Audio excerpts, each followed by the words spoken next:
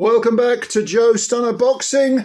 All the excitement of it all. Conor Benn and Chris Eubank Jr. have signed to fight. This will be in April of this year. It will be in London. The Eggs-cellent Turki announced, that it's been signed, sealed, delivered, and all that. Okay. What do I think of this? Well, look, I've said before, I think it's a gimmick fight. Do I care about this fight? No, I never have done. Honestly, never have done. This is a fight solely because one guy is called Ben and the other is called Eubank. And therefore, there is some historical relevance regarding the names. Because if you're an old sod like me, or you will remember following Chris Eubank Sr. and Nigel Benn's careers from start to finish, and they had those two great fights. The first one was an absolute classic. Second one was good, but was a draw. Not great fight, but it wasn't a bad fight. It was good. It was a good fight. A lot of people thought Ben won the rematch. It was a draw. The first occasion, Eubank stopped Ben at middleweight. Second one was at super middle. It was a unification, actually, WBO and WBC.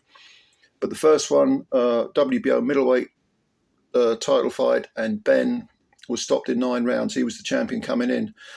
Now, neither of these guys, Eubank Jr. or Conor Benn, have won anything that's world title-wise. Ben hasn't won an area title. He hasn't won a title of any sort, not even an area title. Eubank did hold the WBA regular, was it, or interim? Oh, that's crap, WBA titles. He was at least British champion, but let's be honest here, these guys are fighting because of their names.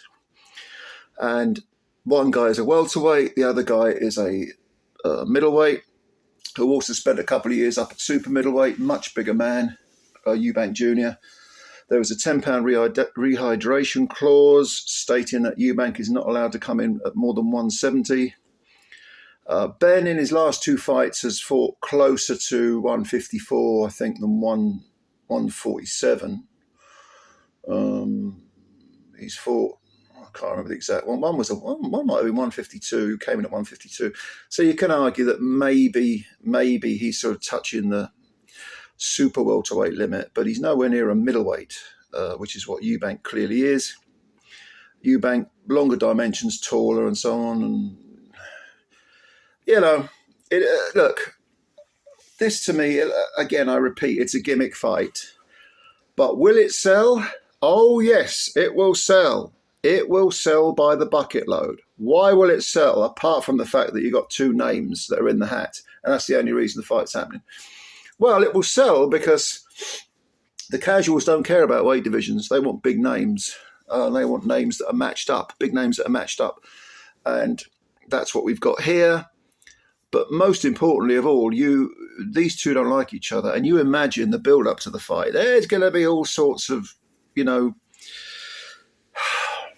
theatrics going on, pantomime villains.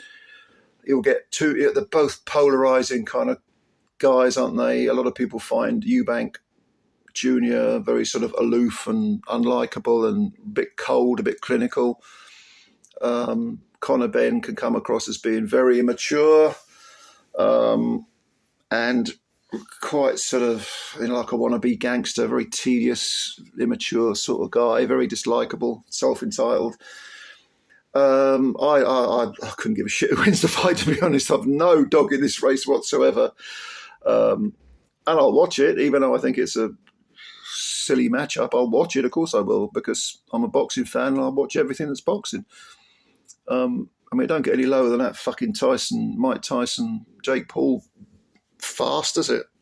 And I watched that, although if I wasn't running this channel, I'd have probably tuned out after a couple of rounds. But yeah, I'll watch it, but do I care about it? No, I don't. I really don't care about it. But it will be a massive hit because the amount of hate being the operative word that younger people use, any kind of criticism nowadays is called hate. Stop hating on me. Sit the fuck down and shut up and grow up.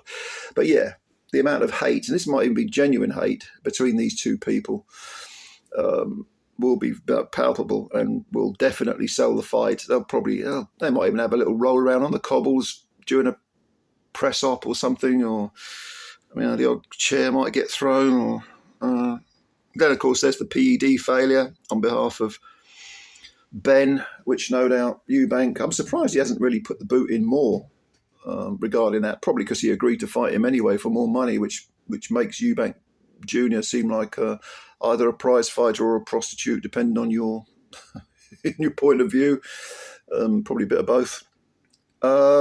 But yeah, there's all sorts of backstory, and probably that failed PED test will really, it's kind of like almost like a what do they call it? A blessing in disguise, I suppose. Yeah, because it's stirred the pudding even more, hasn't it? It's added another, set of fireworks to an already very sort of blazing, promotion. It's going to sell itself, this fight. So, what do you think about it? I know you've been asked this 100 times. Are you glad to see it signed? At least once it's done, we can move on. Because I, at the risk of repeating myself, it's not something I ever took to. Even back in 2022, I didn't care about the fight. I thought it was a bit of a gimmick fight. Again, Eubank Jr has won the British title, and I think he defended it. Did he defend it, or did he vacate it? I can't remember, because he got sued, didn't he, by Frank Warren over not fighting one of Warren's fighters. But Ben hasn't even won an area title. So let me know what you think of it. Let me know if you care. If you do care, why do you care? It could be a good fight, don't forget. You never know, do you? I have to favour, if they both make the weight okay, and I have to favour Eubank strongly in this fight. But I don't know, I'll have a think about it. Let me know what you think anyway. And who do you favour? And tell me why. Comments below. Subscribe to the channel if you're new. And hit the like button as well, if you don't mind, because it's free and it helps us out. And you're a good person. Thank you very much, ladies and gentlemen. Looking forward to reading your comments, and bye for now.